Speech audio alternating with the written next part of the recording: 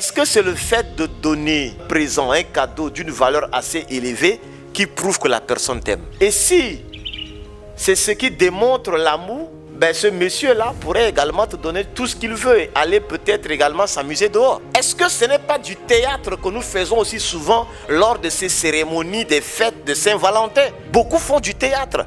C'est cérémonial, mais dans le cœur, il n'y a pas l'amour sincère. Bonjour, bonsoir, cela dépend de l'heure à laquelle vous suivez la vidéo. Aujourd'hui, singulièrement, nous planterons le décor avec une histoire d'amour. Ah ouais, les histoires d'amour, hein, voilà. Toujours dans le contexte de la Saint-Valentin, nous avons reçu un message d'un homme qui dit, je lis donc l'histoire. Il s'agit de ma fiancée Maïmouna qui raffole de la fête de Saint-Valentin. Elle ne cesse de me donner des ultimatums depuis, du genre si je ne lui donne pas de cadeaux et à une valeur supérieure. Donc souvent les cadeaux de 25 000 francs, 5 000 francs, c'est pas ce qu'elle veut, hein. D'accord. Donc, alors je devrais mettre une croix sur notre relation comme si je ne lui avais jamais rien donné. Et il se trouve que je suis endettée jusqu'au cou à cause d'elle depuis que je l'ai connue. En parallèle, on n'oublie pas ses caprices démesurés. Même tel au point d'agir ainsi. Donc, c'est l'histoire sur laquelle nous allons nous étaler dans ce podcast. Installez-vous confortablement, on commence maintenant.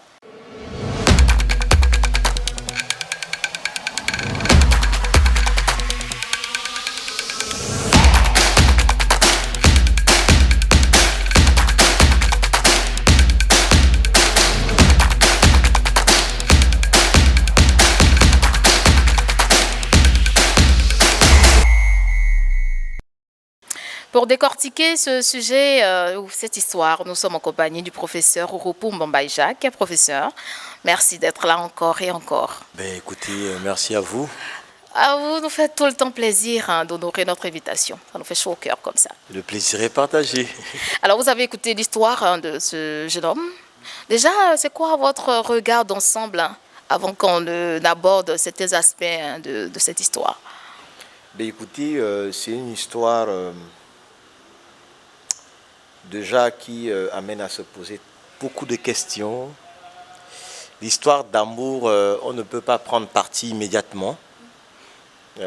Pourquoi cette dame réagit ainsi? Est-ce qu'ils comprennent ce qu'on appelle le sens de l'amour? Comment ils ont démarré leur relation? Est-ce que cette dame est en train de manifester son ras-le-bol? Comment cette dame est également entretenue par le monsieur? Est-ce que c'est un monsieur qui entretient peut-être 3 à 4 autres maîtresses dehors et que la femme a des informations et qu'elle est en train d'exprimer son mécontentement? Toute une question. Il y a assez de choses autour de ça qu'il faudrait, voilà, sans toutefois juger la dame. C'est aussi ça l'exercice. Ouais, on ne jugera personne. Hein. Mais si elle dit, elle lui donne un ultimatum, hein, ce sont ses mots, hein, je n'ai rien inventé. Donc, depuis bien de temps, si le jour de la Saint-Valentin, tu ne m'as pas donné de cadeau, je me mets dans la peau de la femme, hein, telle qu'elle entendait parler. Tu ne m'as pas donné de cadeau et d'une certaine valeur, d'une valeur supérieure. Donc, ça veut dire que ce ne sont pas les cadeaux de 2 000 francs, 5 000 francs. Nécessairement, il y a un problème. Pourquoi on fait cette exigence? Écoutez, déjà, il faut se dire comment ils ont leur rencontre du début. Comment ils se sont rencontrés. Il y a aussi ça. Est-ce que tu l'as rencontré en mettant en exergue beaucoup plus le matériel? Ouais. Et que cette dame est habituée au matériel et il y a des choses, tu as acheté peut-être des choses qui coûtaient cher et qu'elle est habituée avec. Et c'est ce qui l'a amené cette dame-là à réagir ainsi. Ça, c'est la première question que le monsieur doit se poser. Et puis, deuxièmement, bon, je me dis que si réellement on a bâti notre amour sur notre relation sur l'amour sincère qui est immatériel, je ne pense pas que cette dame va réagir ainsi. Je ne pense pas. Parce que si c'est sur l'amour immatériel, ce que j'ai, je te l'offre avec beaucoup de considération et d'amour. Mais si elle donne de l'ultimatum, je me pose des questions.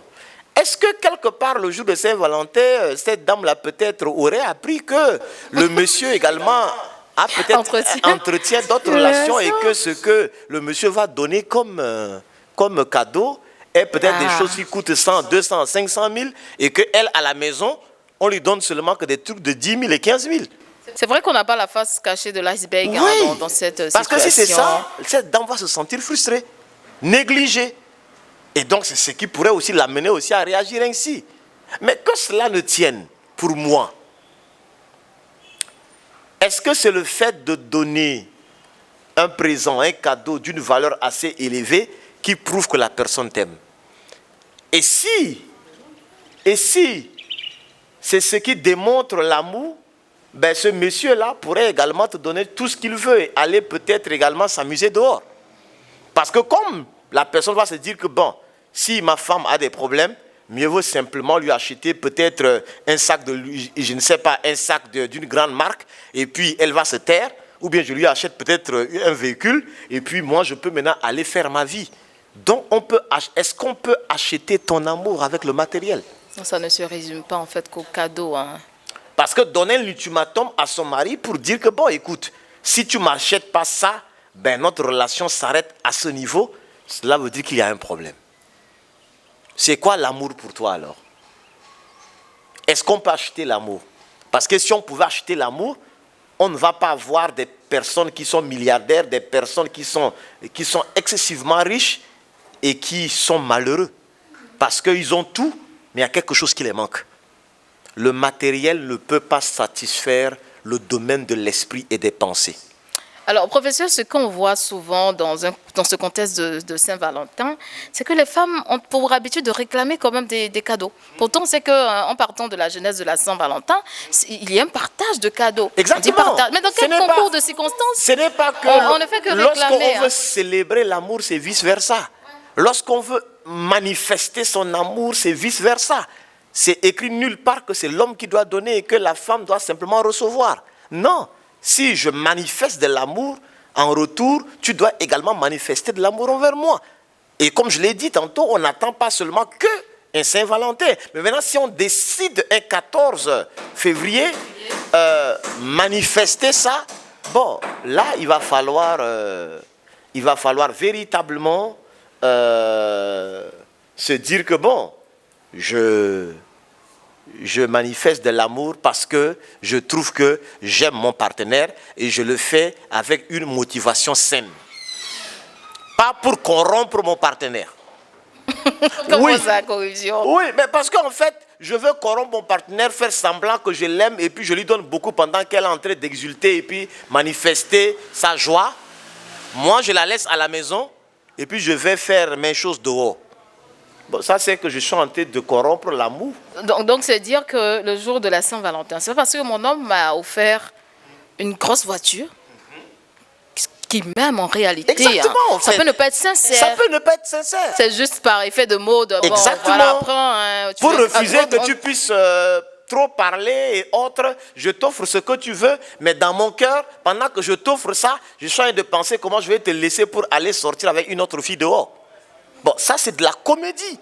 Est-ce que ce n'est pas du théâtre que nous faisons aussi souvent lors de ces cérémonies, des fêtes de Saint-Valentin? Beaucoup font du théâtre. C'est cérémonial, mais dans le cœur, il n'y a pas l'amour sincère. Bon, quand c'est comme ça, c'est du théâtre qu'on fait. Professeur, dans le cas de ce jeune homme, où il y a eu une exigence de cadeau, est-ce que cela, c'est vrai qu'on n'a pas les dessous en fait de cette situation, on ne va pas vraiment s'étaler comme il le faut, mais est-ce que cela ne causerait pas un handicap où dans une relation, la femme exige un cadeau le jour de la Saint-Valentin, toi là, le 14, si je n'ai pas reçu ça, bon, après, qu'est-ce que ça devient? Lorsqu'on parle de manifester de l'amour, on n'a pas besoin de demander. Quand tu demandes avant qu'on te donne, l'amour, c'est-à-dire que ce cadeau devient fade. D'accord. Tu n'as pas besoin, c'est par amour pour mon partenaire, je n'ai pas besoin qu'elle puisse même extérioriser. Je le fais par amour parce que j'aime ma femme, j'aime mon mari. Et donc, sans ce qu'il demande, moi-même, je fais quelque chose pour dire, ah chérie, vraiment au-delà de ce que tous les jours nous nous aimons, mais comme on célèbre l'amour, aujourd'hui, je voudrais encore, en signe de reconnaissance pour l'amour pour moi, je voudrais véritablement t'offrir cela. Là, peu importe le montant, c'est-à-dire que la personne va le recevoir avec beaucoup de considération. Mais dès lors que tu exiges avant qu'on te donne, bon, ça c'est un cadeau qui est fade. Ça n'a pas de sens au fait. C'est-à-dire, on ne peut pas acheter tes sentiments. On n'achète pas les sentiments. C'est immatériel. C'est pourquoi tu peux tout obtenir, mais ne pas acheter l'amour. Non, l'amour ne s'achète pas. L'amour se donne naturellement parce que nous sommes amour et on partage l'amour les uns les autres, mais on ne peut pas acheter l'amour. D'accord, je comprends bien. Professeur, tout à l'heure, vous avez dit qu'on ne demande pas de cadeaux. Mais il y a des hommes qui sont pingles. En matière, avares, en matière bon, ben, écoute, lorsque le monsieur ne manifeste pas son amour à travers quelques présents, ça veut dire que toute une année, la dame est là, tu ne peux jamais lui acheter un petit présent, tu ne sors jamais avec elle, jamais. Bon, quand c'est comme ça, bon, ça c'est de l'amour sauvage. Tu ne peux pas vouloir dire que tu prétends aimer ta femme, mais que tu ne peux pas lui acheter même des petites choses. Ça veut dire qu'il y a un problème. Parce que lorsque tu sors, tu vois les autres femmes dehors, par exemple, c'est-à-dire que bien s'habiller, c'est-à-dire que sentir bien des beaux parfums et autres. Bon, maintenant, pour les autres femmes de dehors, tu les apprécies. Mais pour ta propre femme à la maison, tu ne le fais pas. Bon, ça c'est quel type d'amour sauvage comme ça? Parce que lorsqu'on aime, on exprime son amour. Et exprimer son amour, c'est également parfois c'est-à-dire que proposer quelques présents à son partenaire. Ce n'est pas question de montant, mais c'est-à-dire que la motivation qui anime le fait de donner. Donc je peux décider pour dire, ah chérie, je suis en rentrant, j'ai vu ça, et j'ai trouvé bien de te l'apporter. Et tu vas voir qu'elle va le porter avec beaucoup de joie. Donc moi je me dis que aussi en tant qu'Africain, en tant qu'homme africain, nous devons aussi apprendre aussi à proposer quelques présents à nos partenaires. Ben, si j'ai un partenaire qui ne m'offre pas de cadeaux, comment lui dire que c'est vraiment nécessaire pour consolider quand même le couple? Je me dis que ça donne du piment, du peps en fait à la relation. Comment lui faire savoir de manière gentille, sans l'offusquer, qu'il faut quand même par moment qu'il m'offre des présents. On peut pour un début soi-même initier ça. En disant que, ah chérie, je suis en rentrant, j'ai vu quelque chose et puis j'ai trouvé que c'est très bien pour toi.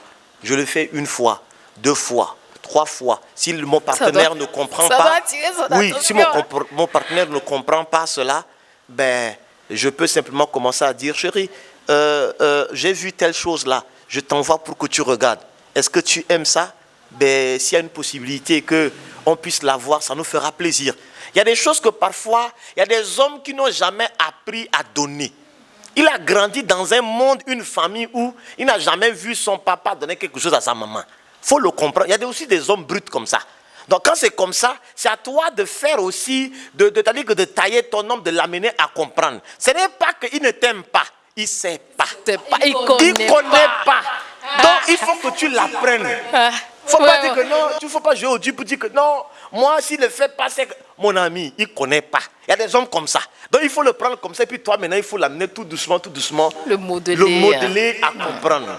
Donc il ne faut pas du coup déjà juger et dire que non, c'est parce qu'il ne m'aime pas. C'est parce que pour lui, il ne pense pas qu'en faisant ça, tu vas aimer. Donc les hommes n'aiment pas que nous puissions directement les juger et les condamner. Parce que lorsque tu viens et puis tu lui dis, écoute, bon, comme toi tu ne m'offres pas des cadeaux, tu es un gaou, mon ami, tu es en train de le blesser son amour propre. Il faut savoir corriger son partenaire avec sagesse. Sinon, si tu le fais mal, la personne risque de se braquer. Et puis, il ne va plus maintenant apprendre à t'écouter. Après, il y a la dignité de l'homme. Il y a la dignité de l'homme, vous savez, les hommes, on est trop orgueilleux. Donc, du coup, on dit non, mais pourquoi il va me dire ça? C'est pour dire que, est-ce qu'il veut m'apprendre ceci, cela? Il faut savoir parler avec sagesse, même si tu as raison. Professeur, c'est intéressant, nous sommes en train de terminer. Alors, on revient à l'histoire. Le jeune a posé une question en fin d'histoire en disant, est-ce que mon partenaire m'aime? Jusqu'à vouloir rompre si je ne lui offre pas un cadeau d'une certaine valeur ou d'une grande valeur. Qu'est-ce qu'on peut répondre? Alors, ce que moi je peux dire, oui et non. Parce que ton partenaire peut t'aimer et c'est peut-être par rapport à ton attitude que cette dame-là réagit ainsi. Peut-être que cette partenaire-là voit que tout le temps, tu offres des présents de haute valeur à tes parents, souvent, et que lui, jamais. Peut-être que à tes maîtresses de haut, mais elle, jamais. Et donc, elle s'est sentie frustrée. Ça peut aussi être l'expression de son ras-le-bol. Ce n'est pas qu'elle ne t'aime pas, mais peut-être que c'est pour te dire qu'elle en a supporté tellement. Il y a aussi ça. L'autre côté aussi, si c'est une femme matérialiste qui t'aime pour ton matériel et que pour lui, c'est matériel qui prouve que si tu l'aimes, bon, ça là, c'est que mon ami, tu as rencontré la dame là-haut. C'est là aussi. Donc, moi, je pense que c'est à double niveau qu'il faudrait regarder. Et à la fin, c'est au monsieur lui-même de jauger et savoir si véritablement c'est l'expression de son ras-le-bol ou bien est-ce que c'est véritablement de l'amour sincère. C'est à lui seul de savoir. Mais quand on aime, ce n'est pas interdit de manifester de l'amour à travers quelques présents à son partenaire. L'amour s'entretient également. J'aime cette dernière phrase-là. L'amour s'entretient. Bon, c'est vice-versa. Hein. Oui, c'est vice-versa. Et puis, ce n'est pas à l'homme seulement de donner. La femme aussi peut également donner. Donc, il faut entretenir. Il faut entretenir. C'est comme un feu. Plus on entretient, on va préserver véritablement cette flamme-là. Mais lorsqu'on n'entretient pas, ben, ça risque de s'éteindre. Waouh! Moi, je suis satisfaite, hein, il faut le dire. Et puis, on espère que le jeune homme en question regardera la vidéo et puis va en tirer le son. Bah, c'est tout mon souhait. Faire bon usage. Hein, voilà. Il ne faut pas donc prendre des décisions à la hâte. Exactement. Analyser de fond en comble la situation. Merci, professeur. Je vous en prie, merci à vous. Merci, très chers internautes. C'était certainement l'histoire de ce monsieur X, mais qui est également une histoire de peut-être un Y, un Z, chacun s'y retrouvera. C'est vrai qu'on va apporter du peps à notre relation, surtout le jour de la Saint-Valentin, avoir un goût sucré dans la bouche, mais si on ne fait gaffe, ça sera le contraire. Donc le revers de la médaille, ça sera un goût amer. Faites très attention et puis on dit quoi? On se retrouve bientôt. Portez-vous bien.